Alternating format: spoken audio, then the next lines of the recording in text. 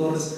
A mí me gustaría iniciar, yo no voy a hablar de la reforma, no se preocupen. La idea era que yo nada más quisiera moderar y que estuvieran aquí pues, más representantes nuestros. La idea inicial fue que ante un momento crucial como el que vive el país con estas reformas estructurales, nuestros legisladores dieran la cara a sus electores, que estuvieran ustedes aquí, e hiciéramos un ejercicio juntos, que les explicaran cuál es la intención de voto, por qué van a votar a favor o en contra de las reformas. Y como son varias, para no perdernos, quisimos iniciar la serie de foros con sobre la mal llamada reforma hacendaria, porque no se trata de ninguna reforma hacendaria. Yo quisiera empezar diciendo que me parece muy lamentable el desinterés de nuestros legisladores, porque se le dio invitación a los 7 diputados, son 4 representantes de distritos electorales, como ustedes saben, a Durango le corresponden 4 distritos electorales federales, y son 3 de representación plurinominal, ninguno dio color, excepto Jorge Herrera Delgado, quien sí comprobamos que pues, la agenda no se lo permitió. Si ustedes tuvieron la oportunidad de escuchar medios de comunicación esta mañana, todavía concedió sendas entrevistas, tanto al noticiario de Radio Fórmula con Beteta, y también con este Broso, que a veces nos da cosa porque yo digo que llama mucho la atención un payaso haciendo periodismo, y a lo mejor quiere decir que los periodistas a veces hacemos payasadas, ¿no? Por eso se está invirtiendo el rol, un payaso haciendo periodismo y los periodistas haciendo payasadas. Pero bueno, ya sería cuestión de otro análisis y valoración. Entonces, esa es la idea de este foro, y luego pues vamos a iniciar por lo pronto, como decía, pues aquí está el senador José Rosa Saipuro Torres. Para los que no me conocen, soy Rubén, para quienes me conocen, pues soy Rubén Carnas, para los que no, también, no tengan cuidado de eso, me llamo igual. Entonces, mi función aquí pues es casi simbólica. Quisiera darle la palabra al senador Rosa Saipuro para que en 10 minutos, yo creo que es suficiente, en 10 minutos, nos explicara en qué consiste esta reforma, nos diga cómo va la diferencia en el tratamiento de Cámara de Diputados y en la Cámara de Senadores, que nos dijera cómo va a ser su voto, quién va a votar, y luego, en lo particular, después de esos 10 minutos, abrimos una serie de preguntas para que quien esté interesado, pues de viva voz, le sonraje la pregunta con absoluto respeto y discrecionalidad su inquietud al senador. ¿Les parece? Entonces, no nos perdamos más, vamos a iniciar y yo le cedo la palabra al senador José Rosa Saipuro Torres. Gracias. Pues primero que nada, muy buenos días a todas, a todos. Gracias por la oportunidad de convivir, de poder compartir un tema que me parece de la mayor importancia en esta mañana. Agradecerle al químico Luis Alfredo Raquel Pescador, que es el coordinador de este centro, Revueltas, Asociación Civil, la invitación que nos hiciera a los legisladores federales para poder compartir con ustedes el contenido, el alcance, las consecuencias de esta reforma hacendaria y de seguridad social, que así la ha denominado el propio gobierno federal. Agradecerle a nuestro amigo Alfredo Rubén Cárdenas, moderador de este evento, y sobre todo a ustedes el tiempo que nos dan para comentar, reitero, un tema que a mí me parece de la mayor importancia. Ustedes saben que el día 8 de septiembre de este año se presentó por parte del Ejecutivo Federal la iniciativa precisamente de la reforma hacendaria y de seguridad social. Reforma que indudablemente se había venido planteando desde tiempo atrás, y desde mi punto de vista esta propuesta trae en lo social aspectos positivos, pero trae en la parte del cobro, porque más que hacendaria, yo la veo una reforma más de carácter fiscal, recaudatoria. Lo hacendario se refiere no solo a cómo voy a cobrar, cómo voy a tener ingresos, sino cómo los voy a gastar. Y me parece que una de las cuestiones que en lo personal considero que adolece esta propuesta es que no hay claridad hacia dónde se va a destinar el gasto público que se contempla, los nuevos ingresos que se tienen contemplados de aprobarse la reforma en los términos que se ha planteado. Entonces, es una reforma que desde el punto de vista en lo social trae aspectos importantes, se generan programas sociales como el de la pensión universal a partir de los 65 años, se genera el seguro de desempleo, que ese seguro, hay que decirlo, no será financiado con recursos necesariamente de los contribuyentes, sino será financiado por recursos prácticamente de los trabajadores, del 5% que aportan los patrones a los trabajadores del Fondo de Vivienda. 3 puntos se tomarán para eso, o sea, el 60% de esa subcuenta se tomará para poder financiar este proyecto. Y bueno, creo que yo quiero aquí reiterar y reconocer en el ingeniero, el diputado Jorge Herrera Delgado, el interés que siempre ha tenido para poder compartir más que un debate. Creo que era una exposición de ideas, y efectivamente en este momento la Comisión de Hacienda de la Cámara de Diputados es la que está sesionando. ¿Por qué? Porque la Cámara de origen en este tema es la de diputados. Ustedes saben que una vez que lo apruebe la Cámara de Diputados pasará al Senado, pero la primera etapa, la primera responsabilidad está en manos de los diputados, el ver el alcance, en los términos que se aprueben, y desde luego los alcances que pudiese tener.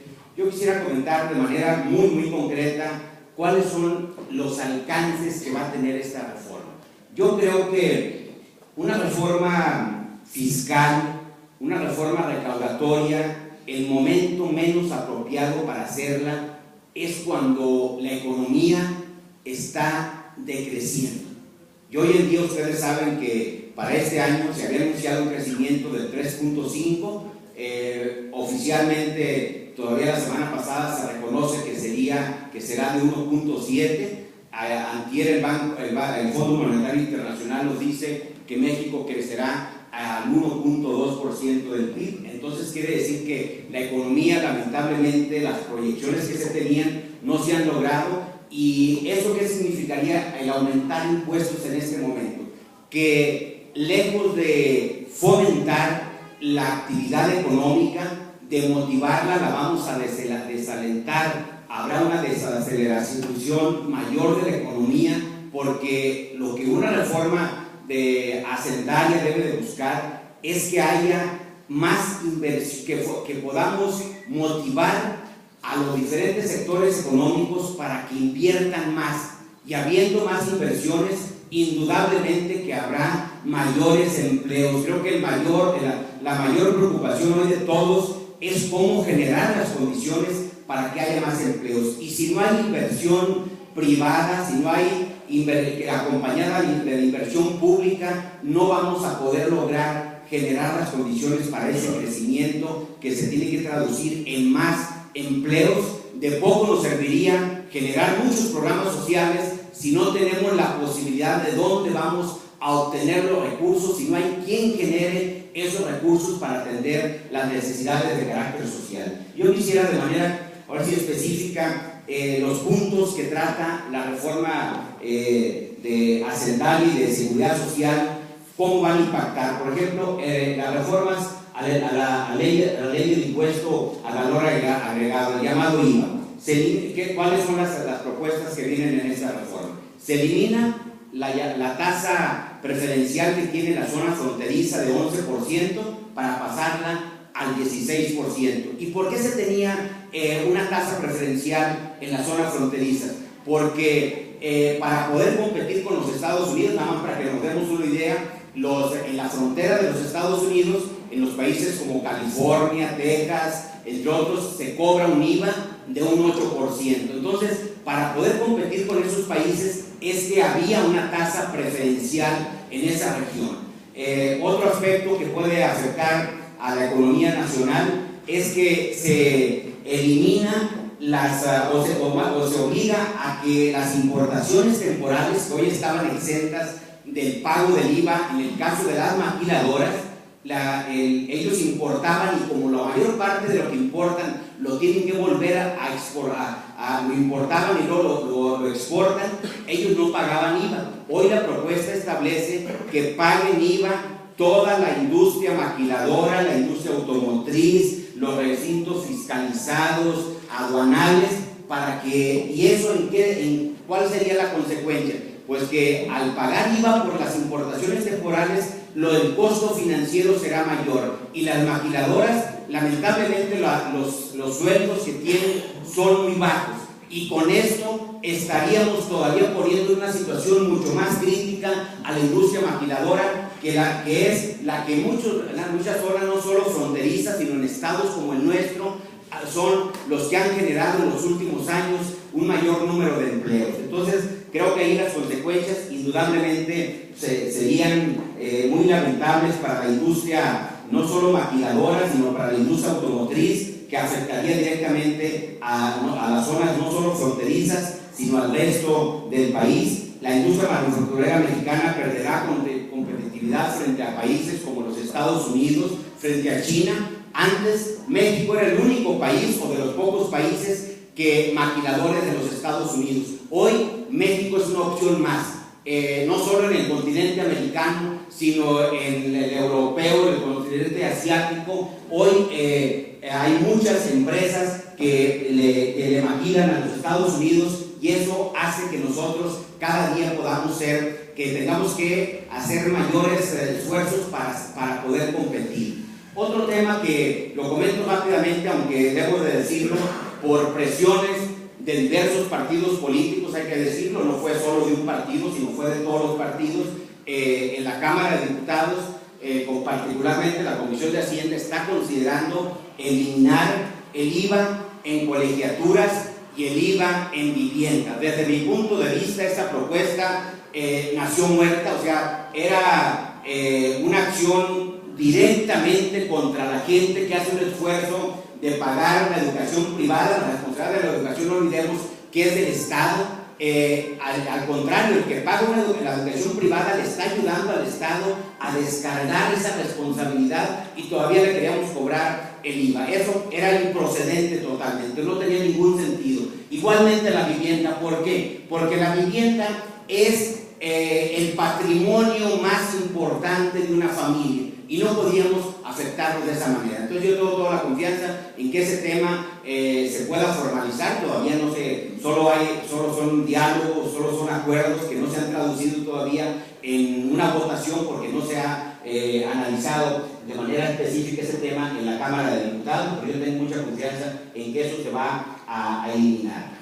¿Qué otro aspecto le vamos a cobrar IVA? Por ejemplo, el transporte foráneo, el transporte público foráneo de pasajeros, hoy no está grabado. La propuesta señala que hoy habrá que pagar un IVA de un 16% al transporte público de pasajeros.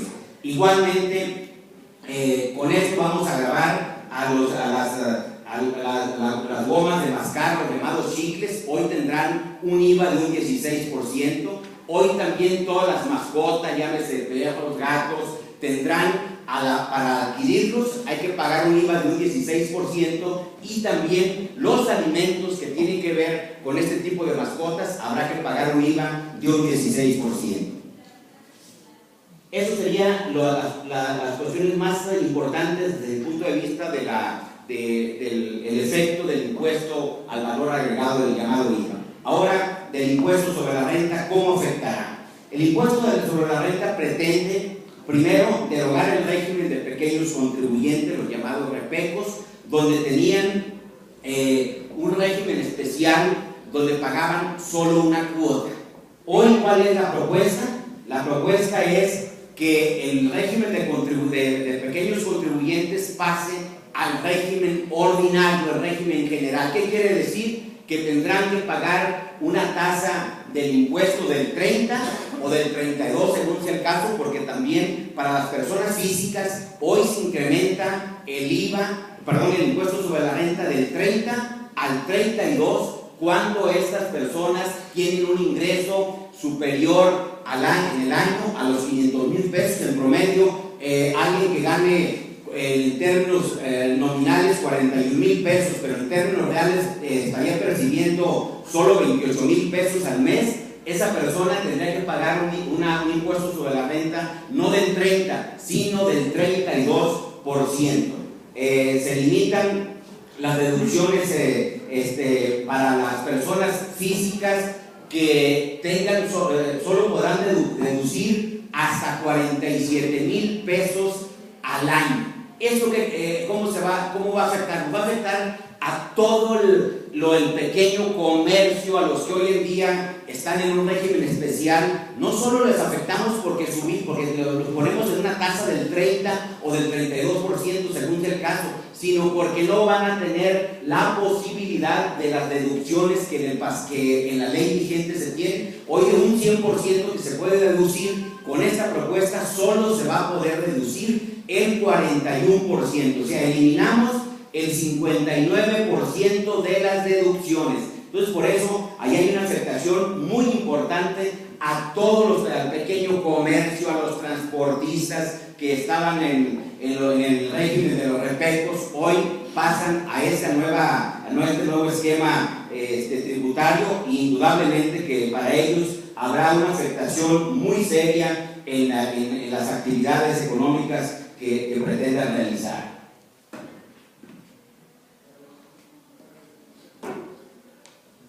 Otro aspecto que me parece también preocupante es que se eliminan las deducciones que hoy el trabajador hace a favor el empresario, el patrón a favor de los trabajadores. Todas las prestaciones de seguridad social hoy están exentas en un 100%. Con esta propuesta, si a alguien se le da la gratificación anual o la gratificación por puntualidad, los vales de despensa, el fondo de ahorro, el empresario podía reducirlos en un 100%. Con esta propuesta solo va a poder reducir el 41% de esto. ¿A quién le vamos a afectar? Pues a los trabajadores, porque entonces el empresario va a decir: yo solo te voy a pagar el sueldo base, o sea, lo que la ley me obliga. Las prestaciones adicionales, esas, si te las pago, van a ir en contra de los intereses directos de la empresa. ¿Por qué? Porque no va a poder deducir más que el 41% sobre el 100% que hoy se puede deducir. O sea, se elimina el 59% de las deducciones a favor de los trabajadores.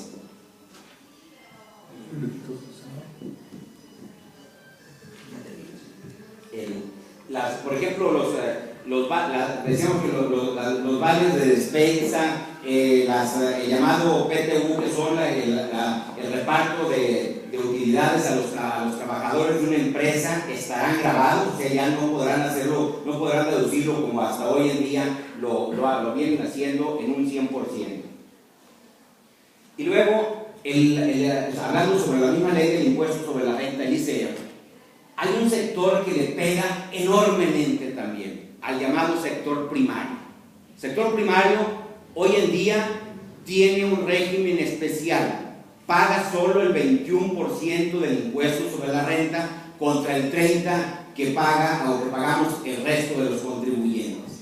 Pero lo grave no es solo que se eliminen las deducciones, que se aumente la tasa del 21 al 30, sino lo grave en esto es que se eliminan las deducciones que hoy en día tiene todo el sector primario.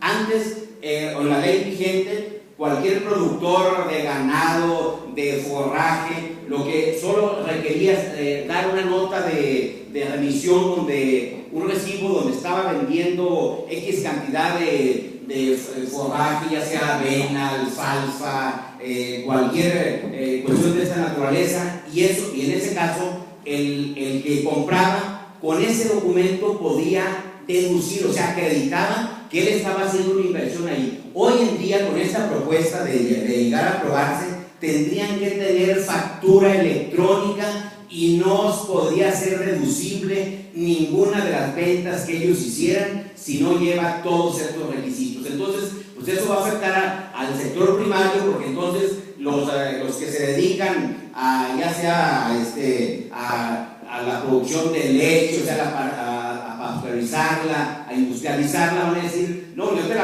compro el producto, nada más que te lo voy a comprar más barato. ¿Por qué? Porque yo no voy a poder deducir lo que tú me estás presentando. Entonces, en términos reales, ahí hay una afectación afectación por muchos lados. También me parece que esta propuesta, cuando México es un país que el sector primario es el más golpeado, cuando en otros países hay una serie de estímulos al sector primario, me parece que en este momento es el menos adecuado para que al sector primario le carguemos más la mano cuando no estamos siendo competitivos con países como los Estados Unidos, con quien tenemos una relación comercial de manera permanente. Entonces, el sector primario, desde mi punto de vista, es uno de los que más se afectan, cuando en el caso del impuesto sobre la renta, por ejemplo, a las personas físicas que podían deducir los gastos, los honorarios médicos o de cualquier otro servicio de un profesionista, hoy ¿qué va a pasar en los hechos? Pues va a haber más evasión, porque entonces cualquier profesionista va a decir, oye, pues mejor el que necesita el servicio, ¿para qué quiere el recibo médico o el recibo de honorarios de un abogado, de un contador, si no lo va a poder deducir más que 47,000 pesos durante todo un año? Entonces mejor va a decir, no me dé recibo, y obviamente para quien presta sus servicios va a decir, no, pues no todo el recibo y a mí eso me beneficia. O sea, estamos fomentando en la evasión en vez de hacer que todo el mundo que realiza una actividad económica pueda tener la obligación de pagar. En el caso del IEPS, comento el impuesto sobre producción y servicios especiales. ¿Cómo lo estaríamos afectando? Pues está proponiendo el incremento de 1 peso por litro al refresco. Yo quiero decir que en lo personal, conociendo la situación que pasa en estados como el nuestro, pues yo no creo que esa medida sea para que vayamos a eliminar la obesidad, para que la gente deje de tomar refresco, como si el único factor de la obesidad fuese el consumo de refrescos. Me parece que desde luego afecta, claro que sí, pero ¿por qué la gente en las colonias, en el campo, consume mucho refresco? Porque no tiene la posibilidad de tener los recursos para poder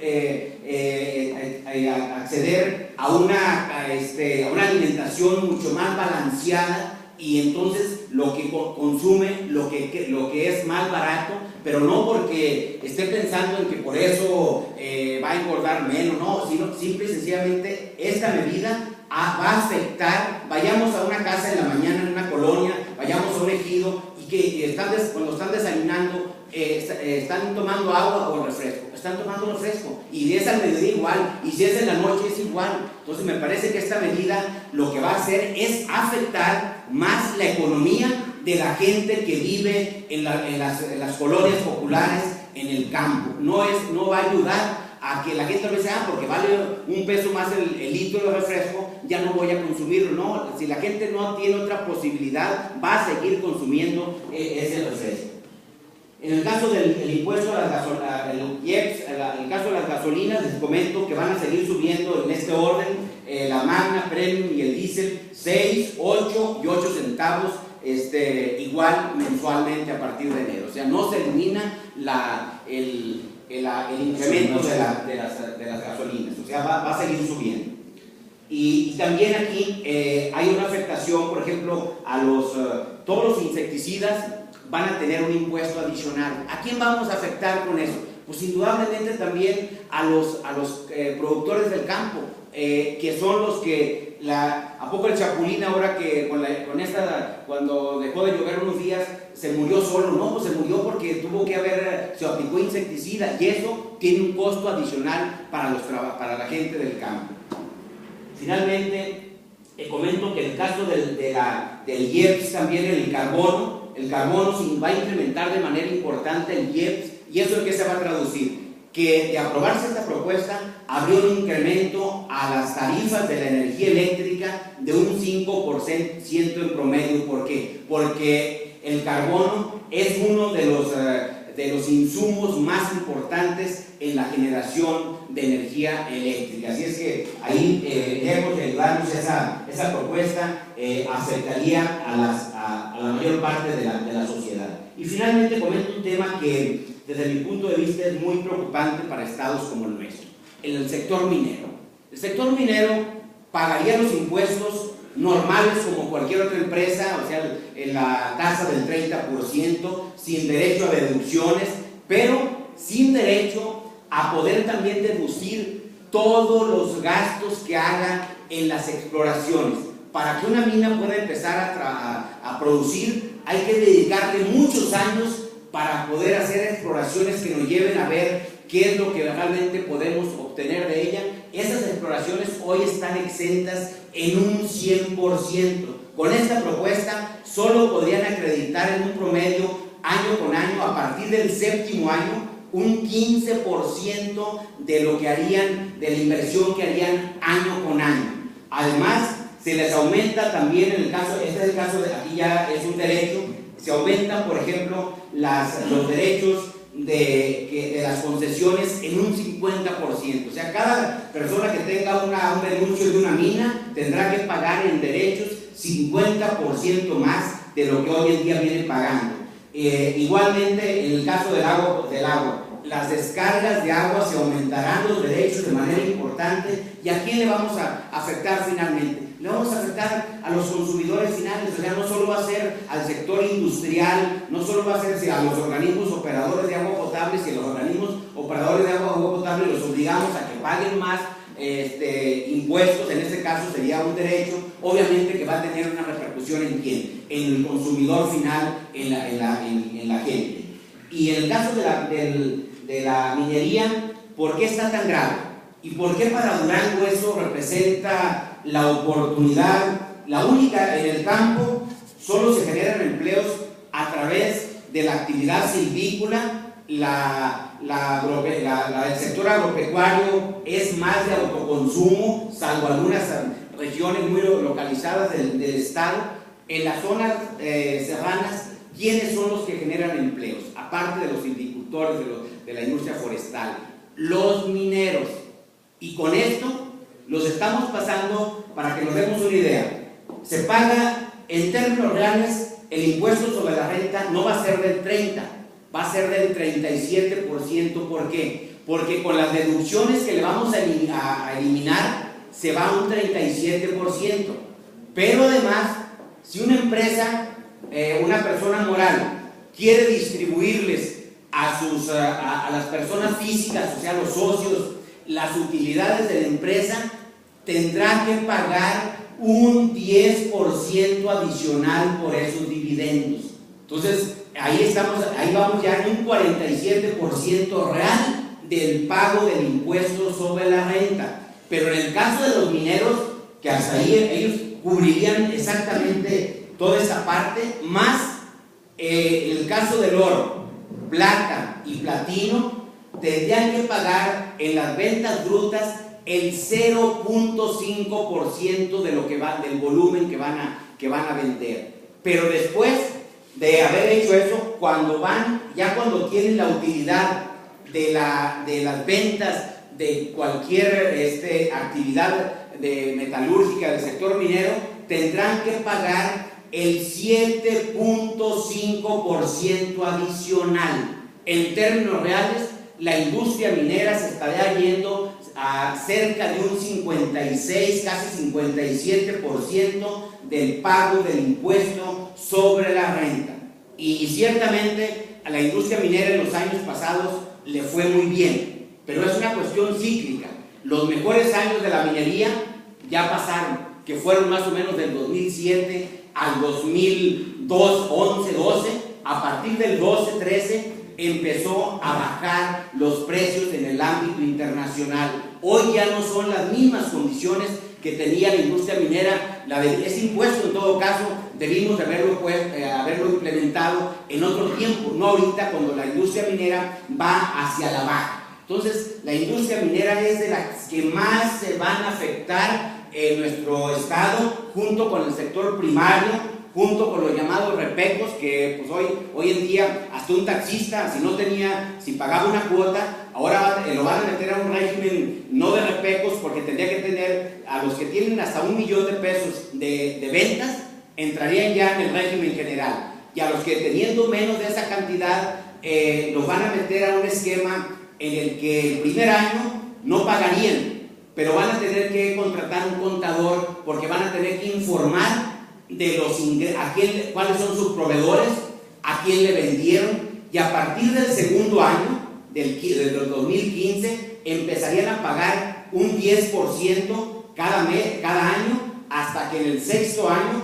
pasarían a la tasa general del régimen ordinario del 30%. O sea, con ese esquema no queda nadie fuera. El abarrote que está a la miscelánea más alejada va a tener que pagar los impuestos que hoy en día no está pagando. En el caso del transporte, no solo el transporte de pasajeros, sino el transporte de carga que estaba en el esquema de repecos, obviamente que hoy pues les va a afectar seriamente, porque tienen que tener facturas fiscales, y si alguien va a hacer un traslado de aquí a México, ¿cuántas de los alimentos que hace no va a llegar a comer ahí al restaurante del Holiday Inn para que le den una factura electrónica? Va a llegar a comer en el lugar donde hay gorditas, y si lo que él gaste ahí no va a poder deducirlo. O sea, eso es un asunto que el empresario no lo puede deducir si no lleva la factura fiscal con todos los requisitos. Entonces, me parece pues que afectamos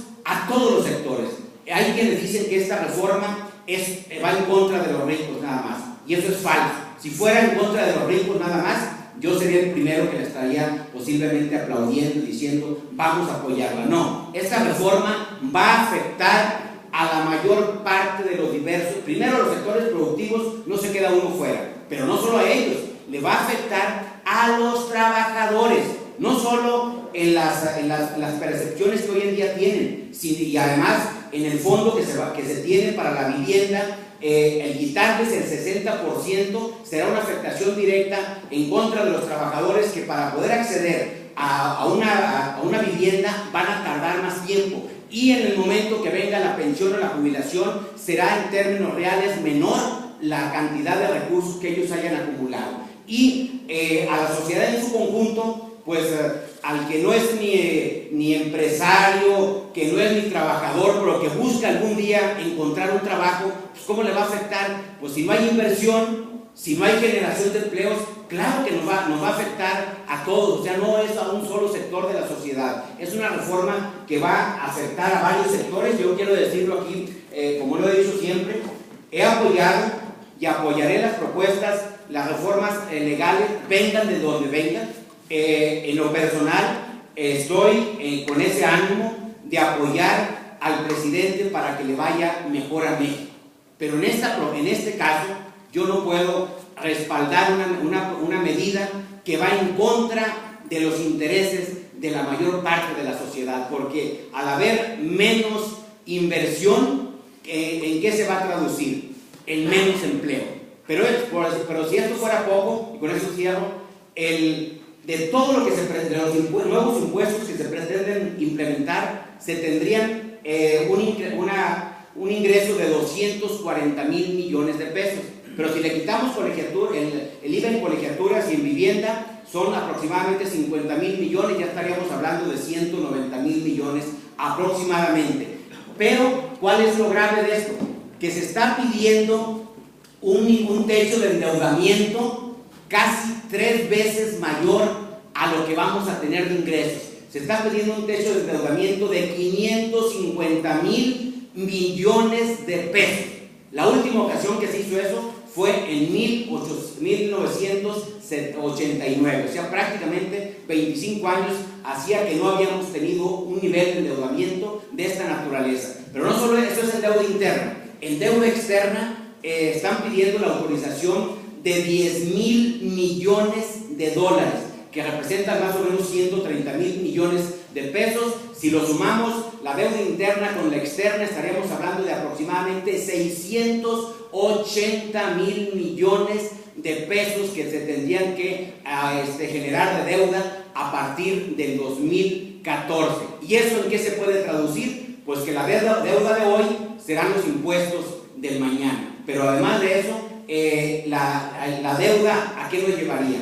A que la inflación no necesariamente la mantengamos en los niveles que se ha tenido en los últimos tiempos, y además de eso, la paridad cambiaria podría tener presiones que desde hace tiempo no se tienen. Habrá que reconocer que desde el gobierno, desde una parte a partir del 95, cuando se vino el llamado mejor de diciembre, en el gobierno del presidente Zedillo, creo desde mi punto de vista que se empezó a trabajar para tener finanzas públicas sanas, y creo que así se mantuvo en los dos siguientes sexenios, o sea, hace prácticamente 3 sexenios que se ha venido trabajando en esto. Y hoy, con esta propuesta, pues yo tendría mis dudas de qué es lo que puede pasar en un futuro, porque el actual gobierno dijo que habría 0 déficit fiscal en el presupuesto de este año, y lamentablemente, pues a unos meses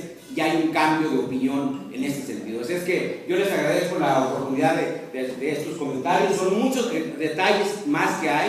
Cada vez que va uno conociendo el contenido de esta propuesta, van surgiendo más dudas y por ende más preocupaciones en torno a las consecuencias de este paquete fiscal. Yo lo digo aquí, mi voto, si la Cámara de Diputados modifica de manera sustancial la propuesta que ha hecho el Ejecutivo, indudablemente que votaría a favor. O sea, si es para ayudar al crecimiento del país, para generar mayores empleos, yo votaría a favor. Pero si se conserva en los términos que ahí está esta propuesta, indudablemente que mi voto en esa parte sería indudablemente en contra, porque además no es son varios aspectos. Está la ley, la nueva ley del impuesto sobre la renta, está el código fiscal, la ley aduanera. O sea, además de la parte que tiene que ver con los impuestos directamente, hay muchas otras cuestiones de la reforma. Habrá que analizarlas. Ayer la Cámara de Diputados, ya la Comisión de Hacienda aprobó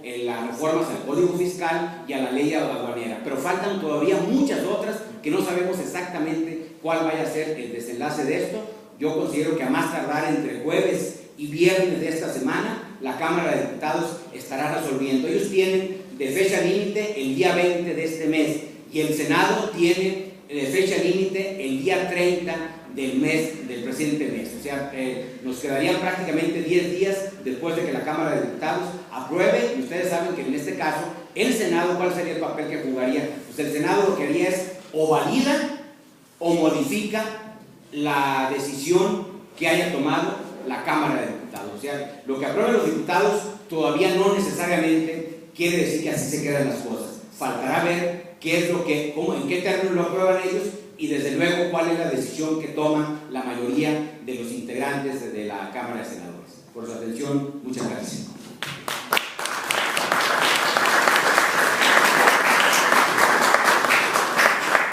Bueno, nos tardamos un poquito más de lo estipulado. La presencia de un único legislador pues está para eso y más.